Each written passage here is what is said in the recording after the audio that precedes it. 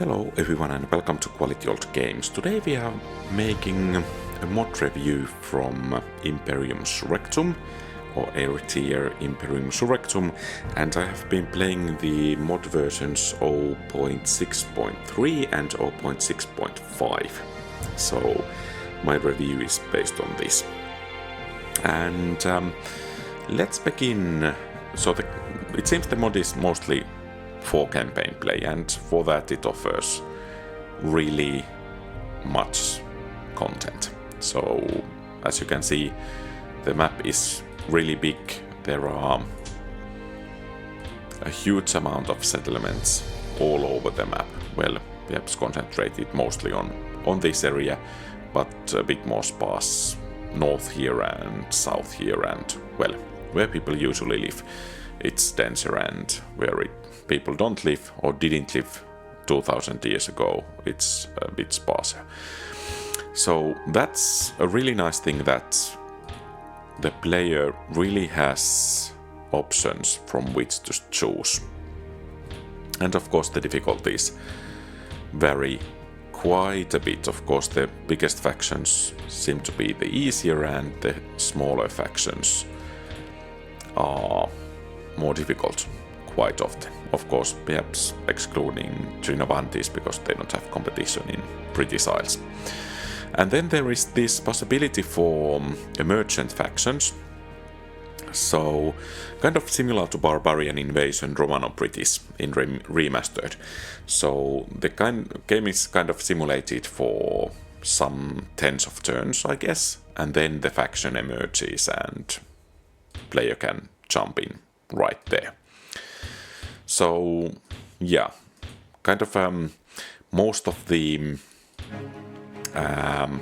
factions in the original game have been divided into sub-factions, so to speak, or different factions. For instance, Greek cities in the original game now include Sparta, different leagues, Knossos, there are Illyrian kingdoms and a host of factions situated in this area. Then there are those, of course, those big successor kingdoms, Macedon or Antigonic Kingdom, Ptolemaic Egypt, or Ptolemaic Kingdom, Seleucid Empire, the biggest empire here. I think playing one turn of Seleucids takes about, 2 hours.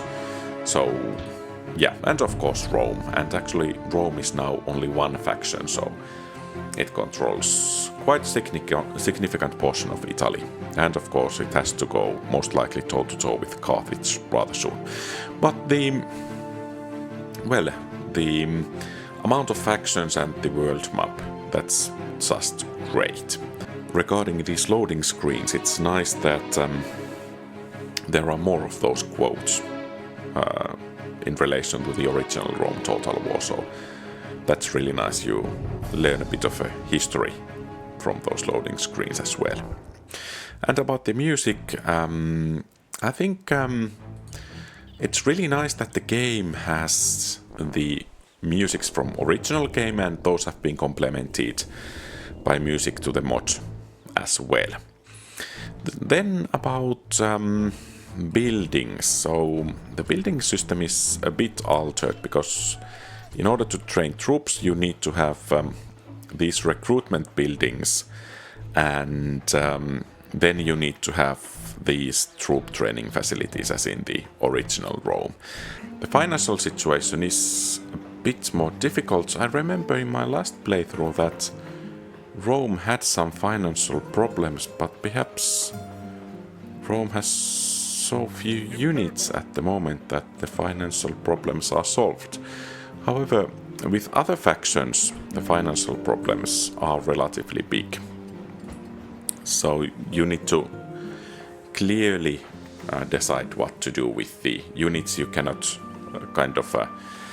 keep your armies defending the settlements or something like that. You need to keep them conquering areas and earning money and so on. And the money system is developed quite a bit from the original game. So as you can see, the increases are relatively minor, Of course, also the settlement affects things here. So,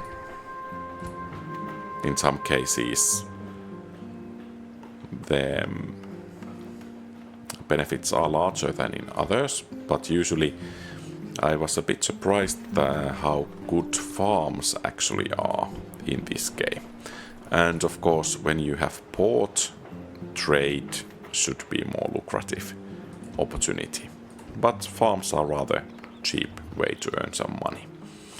And as you can see, the campaign map graphics, they are quite nice.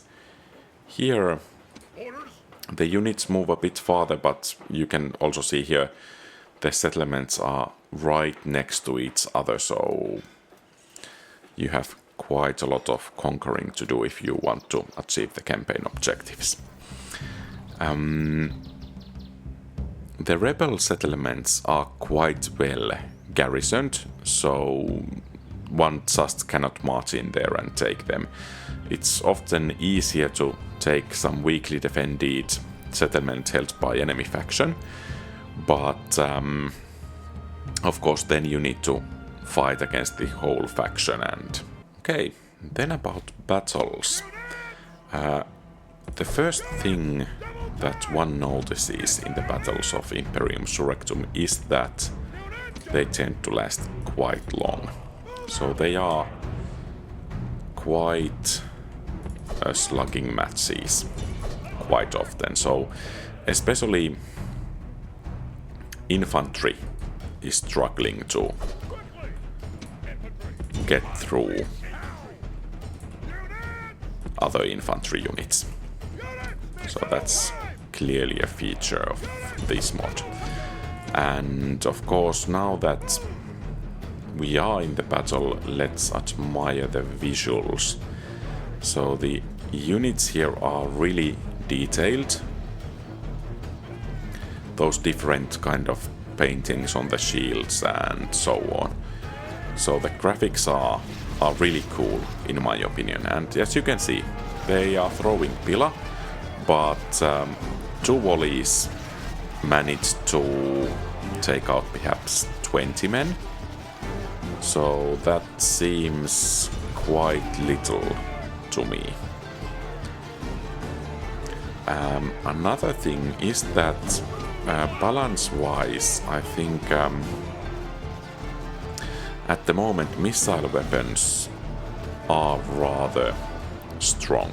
So you can see here, this phalanx is engaging two legionary cohorts, and you can see the rate with which it's taking casualties. So one man dropping now and then, even when the phalanx is attacked in the flank, which should be really problematic for the phalanx. Of course, I know the idea for the developers is that the main infantry lines can stay locked in place, and the real casualties are inflicted, for example, by cavalry doing a rear charge or something like that. So let's try here. If we could hit the enemy phalanx in the rear.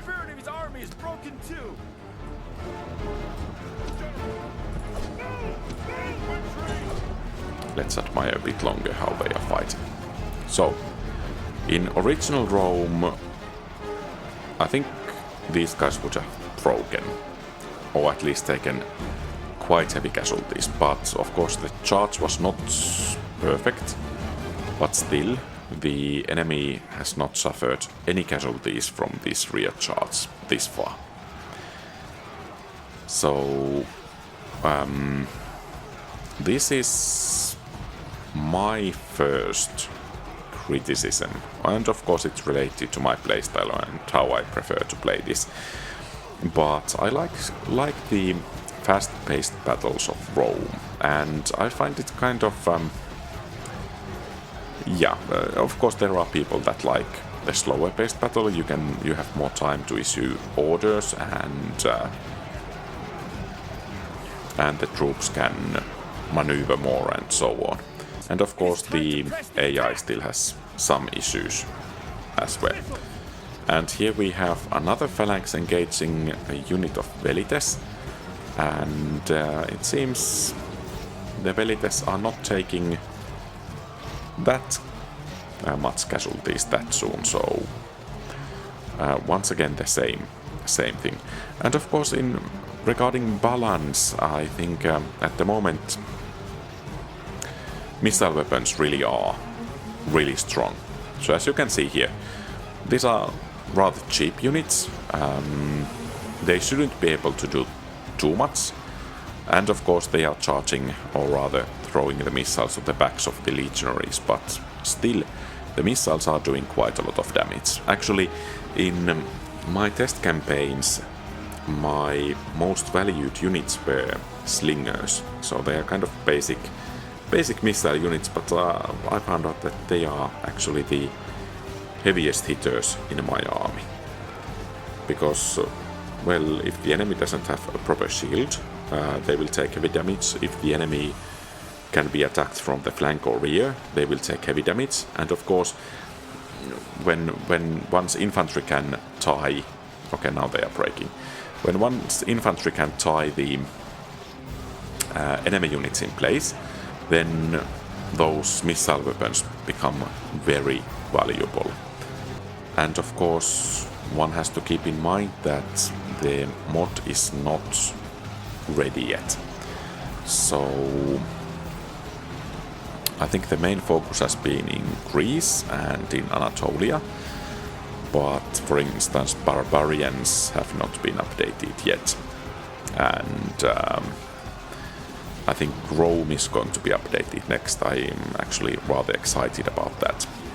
But yeah, looking forward to that update. But I really would like that the battles would be a bit faster paced, because they tend to last quite long in this case. Especially if you are fighting in a city and flanking maneuvers just are not possible. I actually have one major issue with this mod, which I want to discuss. So I was playing the Silesian campaign, one of the emergent factions, and when the game had progressed to turn 20-something, it crashed, and I couldn't get past that point no matter what I did. I loaded several turns earlier, I tried to do different things and so on, but the game kept crashing. So I checked some threads in forums, and it seems I'm not the only one experiencing these issues. And in my opinion, that's rather crucial, because the mod is mostly about single-player campaign play. And if there is a chance that the campaign will crash, that's a major issue. Of course, one can always begin the campaign anew, but that's annoying, because you have already invested hours in the campaign, and of course in my case I was lucky because that was an emergent faction, and I had only played several episodes, several hours. But if one begins from the scratch, or rather from the beginning, for example with Rome or Carthage or something like those, one can have tens of hours invested in the campaign, and then it kind of crashes and cannot go on. So at least I would be really annoyed in that case, because it kind of feels that I have wasted those playing hours because I cannot reach the objectives. Well, of course that's my personal feeling, and perhaps some of you might like it, just like to start a new campaign and it doesn't matter and so on, but at least I would like to kind of finish what I have started here. So that's my main complaint about this mod. And of course, I know the mod is not ready. I think the developers are doing great job overall here, but still, I think that should be one of the main focuses there. But I think it's time for a summary. Overall, I think the graphics of the game deserve at least solid 4 out of 5, perhaps 4.5 out of 5. I mean, the graphics are really great for a Total War game, especially if the core of the game is 20 years old, albeit remastered, but still. About the sounds, we have the original sounds and music from the Rome Total War, which are absolutely great, especially the music. And I think most of the music here and additional sound effects are rather fitting for the Rome Total War context. So I think that's also 4 out of 5 from me. Then regarding gameplay, I enjoy the gameplay, and I think that many players who want to have really in-depth experience here really enjoy the variety of building options in the city. So you can build quite a lot of different buildings. Perhaps I think the number of buildings are perhaps double, tripled from the original game. So that's really great. As I like the game a bit more fast-paced, I think a bit more simple building roster would have done for me. And regarding gameplay, that crash is a major issue. So I would like to give more points, but especially the crash, and since I don't like the slow pace of the game, I will give 3 out of 5, perhaps 3.5, because I know that at least some of you guys enjoy the in-depth approach here. Regarding replay value, I think the mod deserves a solid 5 out of 5. There is so much to do.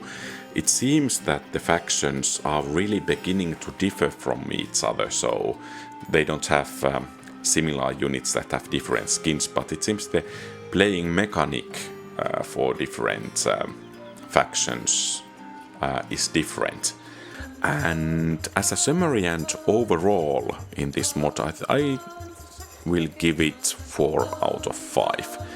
And I really appreciate that the modders are doing this enormous work regarding this mod, and they have achieved already so much, and I think this mod will improve even further when time goes by and those new some of those factions get updated and so on. So I think I will most definitely return to this mod at some point, and if you are wondering if you should give this mod a try, I most definitely urge you to do so. If you like historical strategy games, then this mod is really worth a try.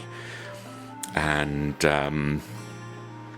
yeah, the biggest minus for me is that the campaign crashed, and I really hope that the modders will take that into the to-do list so that the issue gets fixed. But yeah, that's my thoughts about this mod. I hope you find this review useful, and I wish the modders good luck and success with their modding. You are doing a great job. What do you think about this mod or this review? Feel free to share your thoughts in the comments below. And you can also suggest what other mods I should test in the future and perhaps make a review as well. If you like the content, please leave a thumbs up and subscribe to the channel. Have a great rest of the day. QualityOldGames out.